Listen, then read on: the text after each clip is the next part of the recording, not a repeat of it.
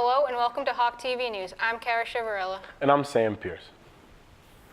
On November 17th, New Jersey elected a new governor. The two main nominees were Chris Christie's Lieutenant Governor Kim Guadagno and former Goldman Sachs executive and U.S. Ambassador to Germany, Phil Murphy.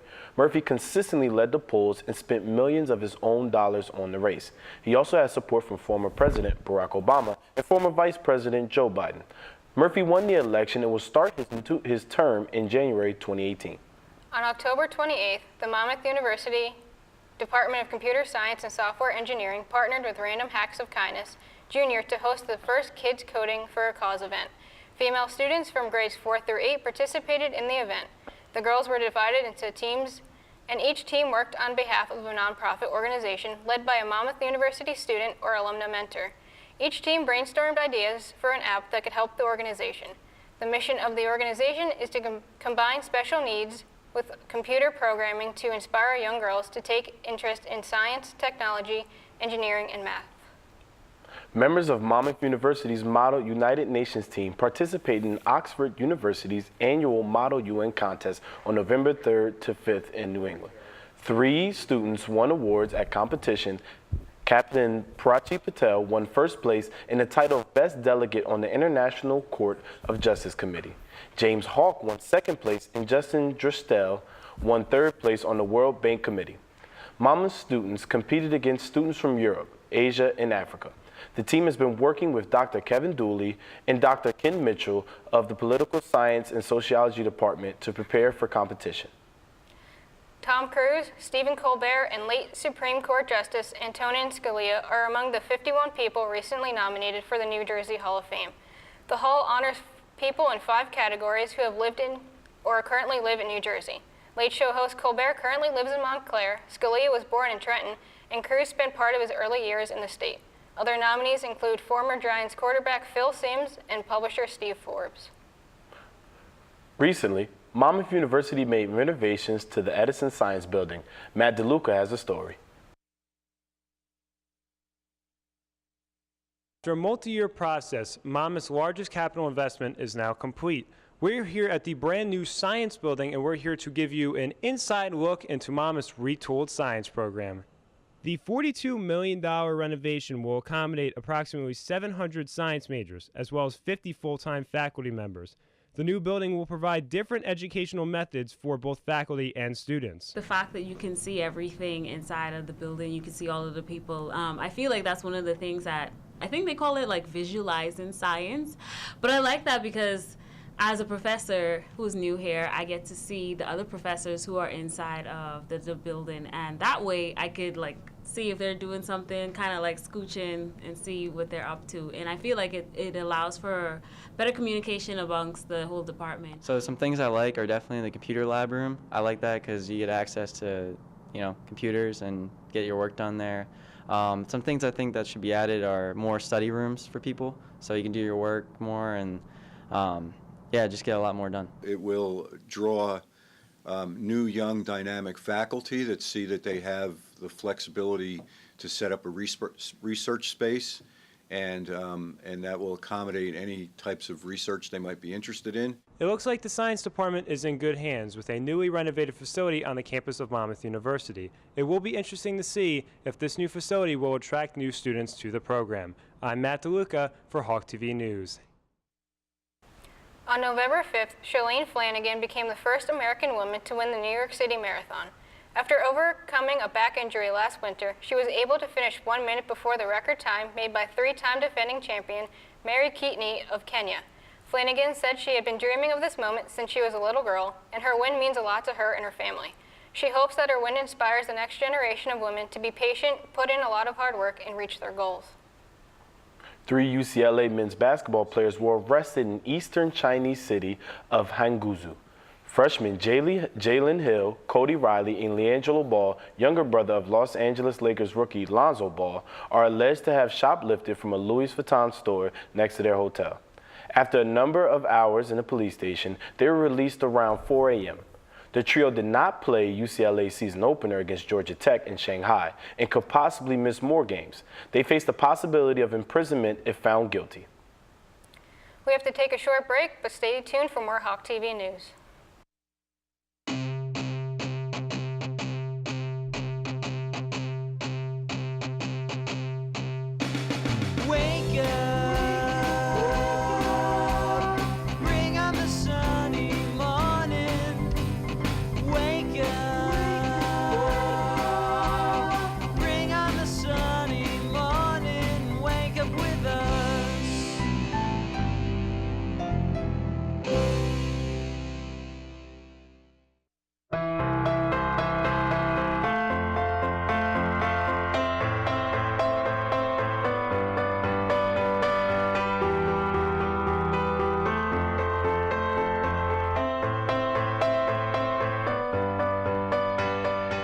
Hawk TV News, and we've got it covered.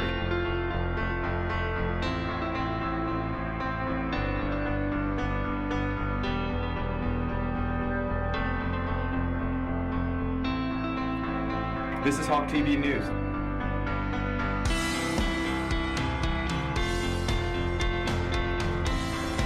This is Hawk TV News, and we've got it covered.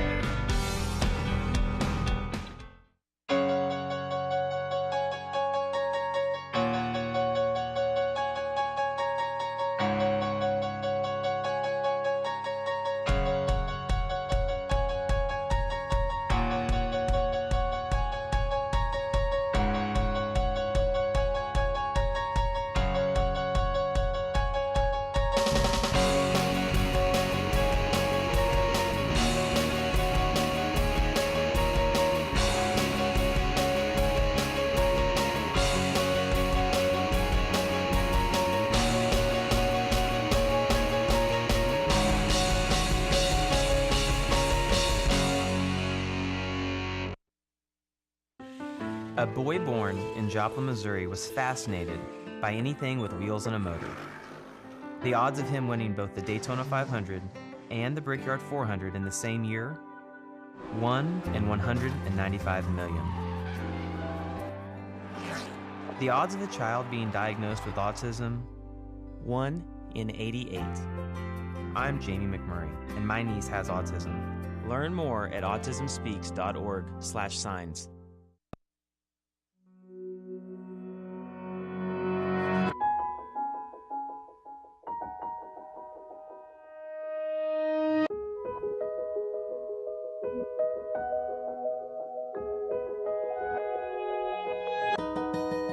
For those dealing with the daily struggles of caring for a loved one, we hear you. That's why AARP created a community with experts and other caregivers to help us better care for ourselves and the ones we love.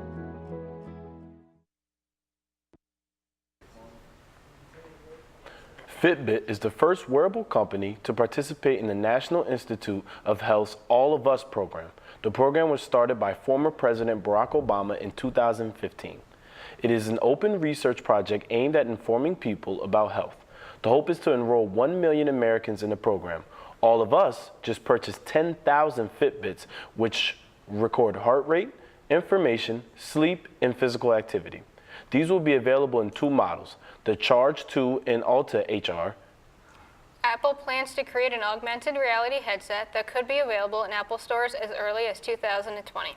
There will be a new operating system called ROS, which stands for Reality Operating System. Earlier this year, patents have been developed that relate to how the headset will look and work. Apple engineers are reportedly exploring different ways that users could control their headsets with hand gestures, voice control by Siri, and touch panels. There will also be a new app store for augmented reality content. Gold medalist Ali Reisman has come forward with allegations of sexual abuse by the Team USA gymnastics physician, Larry Nazar. Reisman is the second member of the 2012 United States gymnastic team to come out with allegations against Nazar. Michaela Maroney came out a month prior with allegations of abuse as well. However, there have been over 100 other women to come forward with allegations of abuse from Nazar since he became the team's physician in 1996. Nazar was fired from the team in 2015, but the investigation continues. During the summer of 2001, a fan campaign originated to collect and organize essential documents from each phase of Bruce Springsteen's career. This eventually became known as the Bruce Springsteen Special Collection. However, this past October, the Friends of Bruce Springsteen Special Collection, Incorporated, donated thousands of items to Monmouth University. Much of the collection is written works, artifacts, and photographs had been on loan to the university for the past 6 years. Yet now they officially belong to Monmouth. This generous donation came after Monmouth announced plans for its collaborative partnership to establish the Bruce Springsteen Archives and Center for American Music earlier this year. With information on how to stay healthy and fight off the flu, we go to Hannah Sarzar. As we approach this brisk weather, we are often faced with coughs, runny noses, and sore throats. Even though the flu season peaks between December and February, influenza activity starts to increase in October and November. In order to stay healthy, I will give you 5 tips for the autumn season and upcoming winter. Tip number 1 is to wash your hands. This tip may seem like common sense, but washing your hands is the first step to fight against germs. Washing with warm water and soap for about 15 to 20 seconds should be effective. Also, having an alcohol-based hand sanitizer is essential. Personally, I keep hand sanitizer in my backpack and use before I eat or if my hands get dirty. Tip number 2 is to keep your hands off your face. Bacteria, germs, and viruses can get into your system through your eyes, nose, and mouth. Try to avoid rubbing your eyes and biting your nails. Tip number 3 is to eat nutritiously. Eating healthy is always beneficial, but during these cold winter months coming, our immune system craves these nutrients. Eating fruits, vegetables, and any food that strengthens your well-being, like garlic, which has antibacterial properties, can help fight sickness. But don't worry, you can brush your teeth afterwards. However, if you're feeling very sick and it is more than a cold, it is advised to go see a doctor to get professional care and medicine. Tip number 4 is to avoid sharing drinks or food. This may seem silly, but you never know who could be sick. It is better to have your own drink and even mark it with your name or initials so that you are sure that it is yours. Tip number 5 is to get good sleep. This will help you repair your immune system and keep you in good health if you are sick. It is ideal to stay home to not spread the illness to others and to be healthy. Hopefully these tips will help you stay healthy with Thanksgiving and the holiday season around the corner. That's all for this time. Back to you guys at the desk. We have to take a short break, but stay tuned for more Hawk TV news.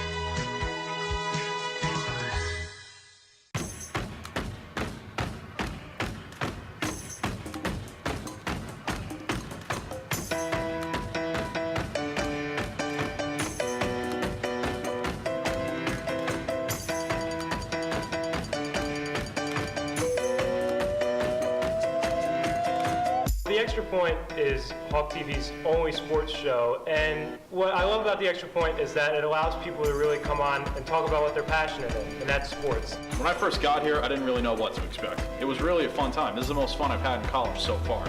It's really not as competitive as people will think it is. I've been on air for almost every episode of Extra Point.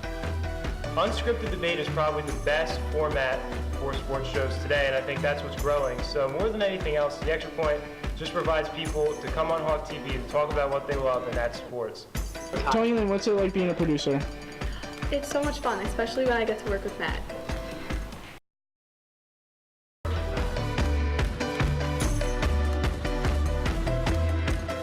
You put in a lot of work, try and get your moves right. You want to make the show look as smooth as possible. You don't want choppy zooms in and out. You want to make it look like the camera's not even there. This is my first time at The Extra Point. I'm just saying, I'm coming back now. They've got me hooked. I control this switcher right here, and I pretty much make the what the director says happen. Slowly zoom out, and fade to black. Gorgeous. That is how it's done. We make big TV here. We practice, we execute, we get paid. Nick, that's all right. I throw a couple of 15-second PSAs in there, and we're good. Yeah, you're done.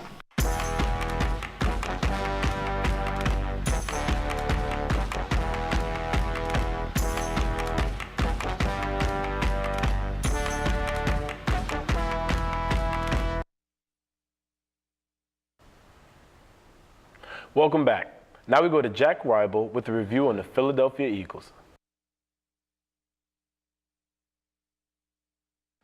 Hello, sports fans. It's just a few weeks past the midway point in the NFL season. Many teams have shown flashes of brilliance, none quite as much, however, as the Philadelphia Eagles. After Week 10, they are 8-1 with all the momentum in the world heading into a Sunday night battle this weekend against the Dallas Cowboys. The Eagles have been pegged by many to be favorites to win the NFC East and potentially the NFC. However, the Eagles have a legitimate shot at winning the Super Bowl this year. Led by MVP candidate Carson Wentz, the Eagles lead the NFL in scoring, as well as ranking top 5 in total offense. Wentz currently leads the NFL in passing touchdowns, as well as posting top 5 numbers in passing yards per game and passer rating. More importantly, he has been the leader this offense has needed to get off the ground this year. His combination of speed, size, and accuracy has been deadly to everyone that has played Philadelphia this year.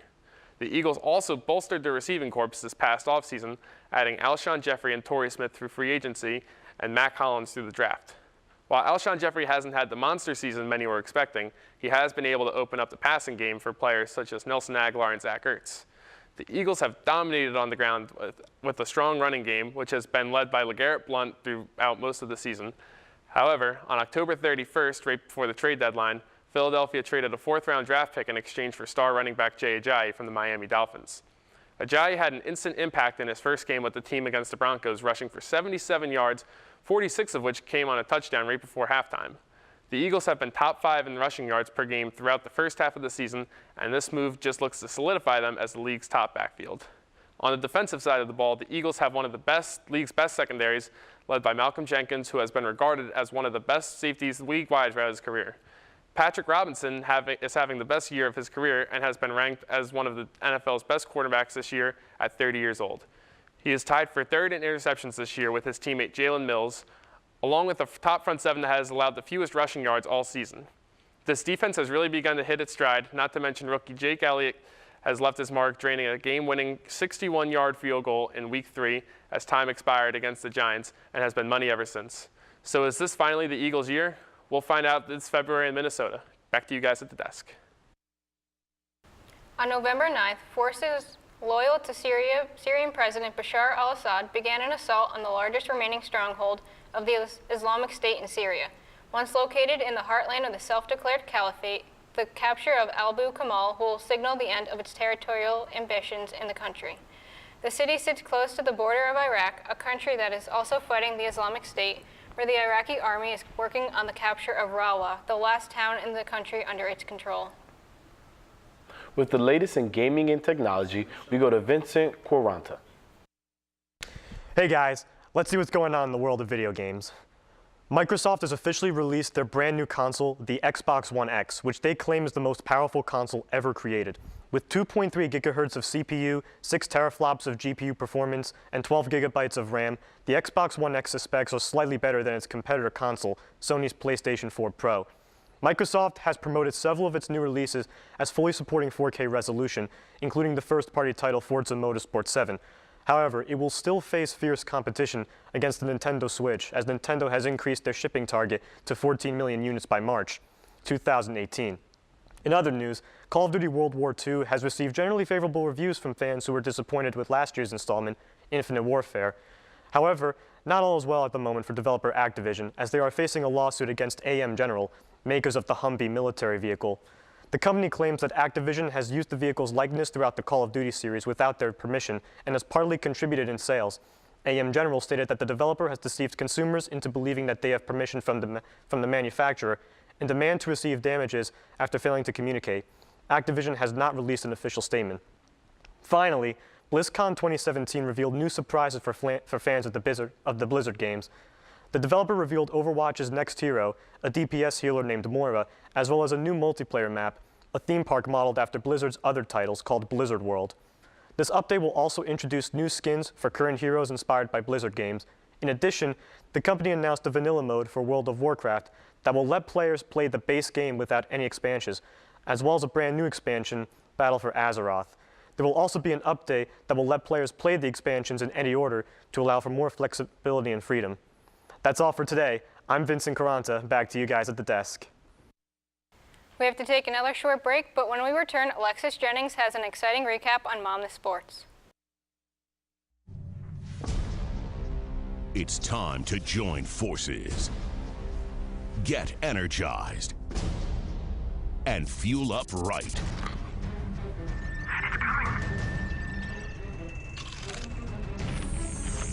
Because starting today, every kid in America has a mission.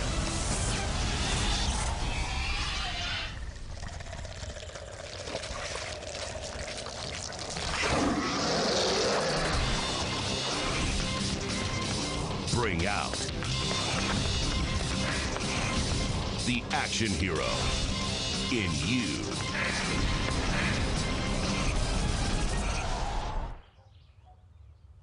Be part of the greatest action movie ever. The first movie that puts you in the action. Show us how you train and eat like an action hero. Join in at actionheroalliance.com.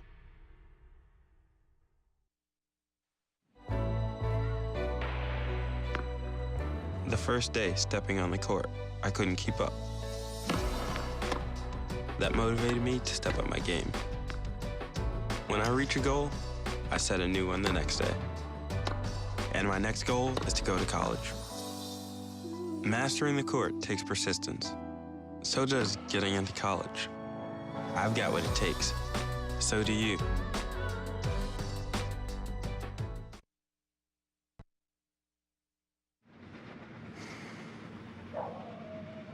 I look up to a lot of the older heads, you know, the innovators, the heads of the art movements of the past.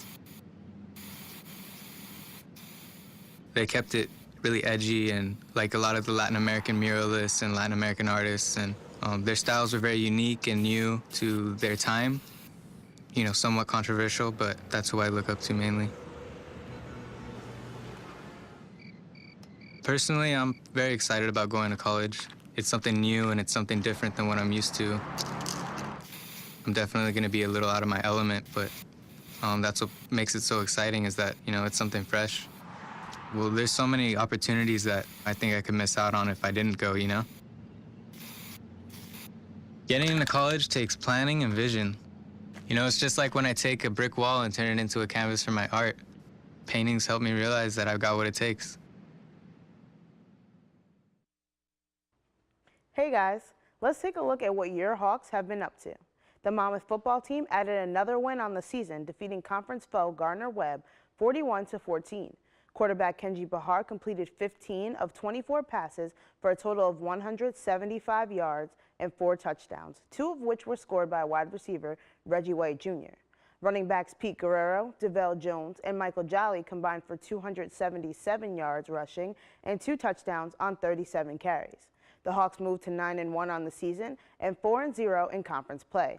The team will travel to Atlanta to take on Kennesaw State in the conference championship on November 18th. The women's soccer team has officially ended their season with a 4-0 loss to number 13 Princeton in the first round of the NCAA tournament. Princeton's Mimi Assam scored twice for the Tigers, scoring the opening goal in just 6 minutes into the game. Her teammate Abby Givens also scored for the Tigers, and Carolyn Davidson scored the last goal, making the game 4-0. Monmouth's Amanda Knobb made her 34th consecutive start in the goal and recorded 7 saves for the Hawks.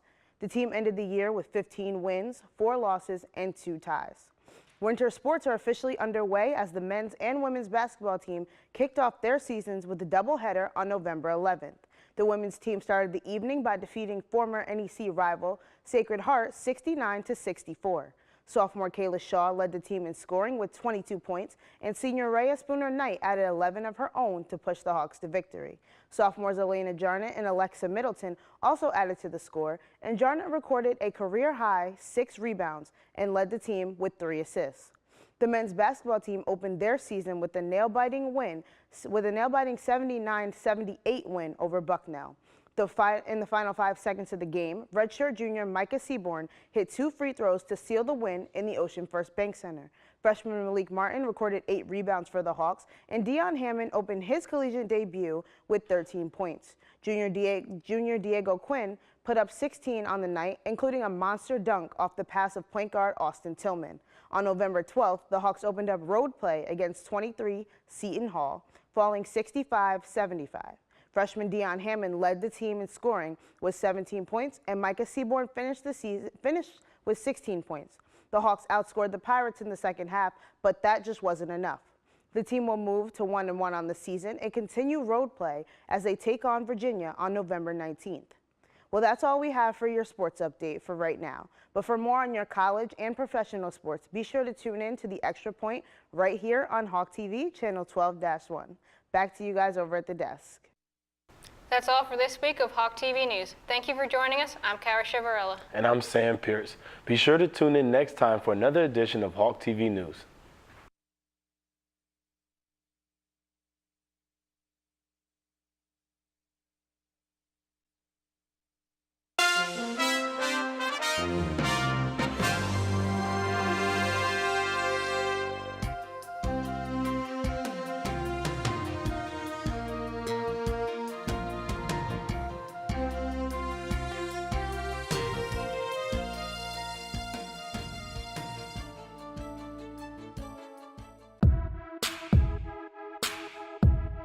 So M Factor is basically a take on X Factor. So we have performers either just with their music or they have their guitars or pianos. It's basically a talent competition.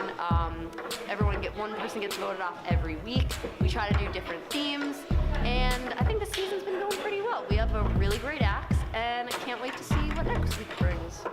My name is Christopher Sabatino. I'm the director of tonight's program. So basically I just look at the monitor here and see which camera shots look good, and while I'm looking at those, I decide which ones to go to. Then I tell the technical director who sits in the chair over there which cameras to cut to. Are you working the Steadicam tonight? I am. What does that entail? It entails a lot of steady hands and a lot of watching my back so I don't run into Dylan. He's on the other camera and he likes getting in my way.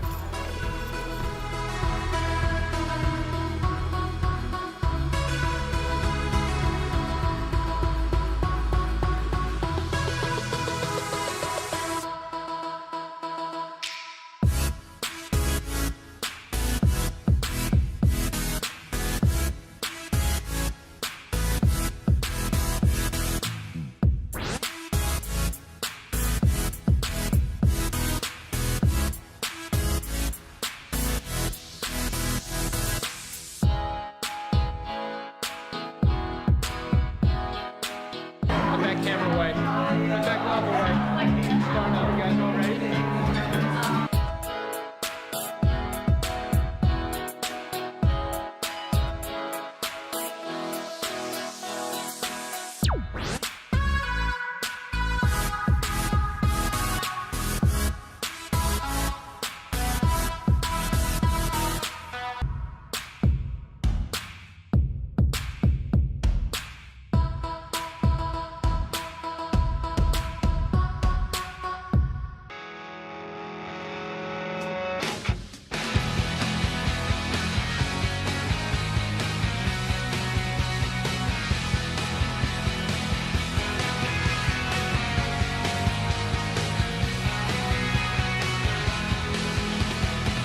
So, Triple Scoop is a show that me and my two great friends produce. It's a show where we talk about entertainment. People call us the entertainment show. We have one segment about movies, one segment about TV, and we have one segment about music. It's literally whatever you want to do, you do it. If you mess up, you mess up. That's what this is for.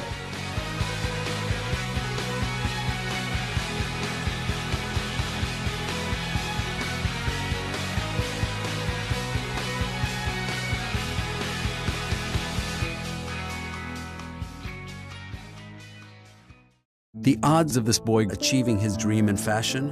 1 in 23 million. The odds of having a child diagnosed with autism? 1 in 88. I am Tommy Hilfiger. Learn more at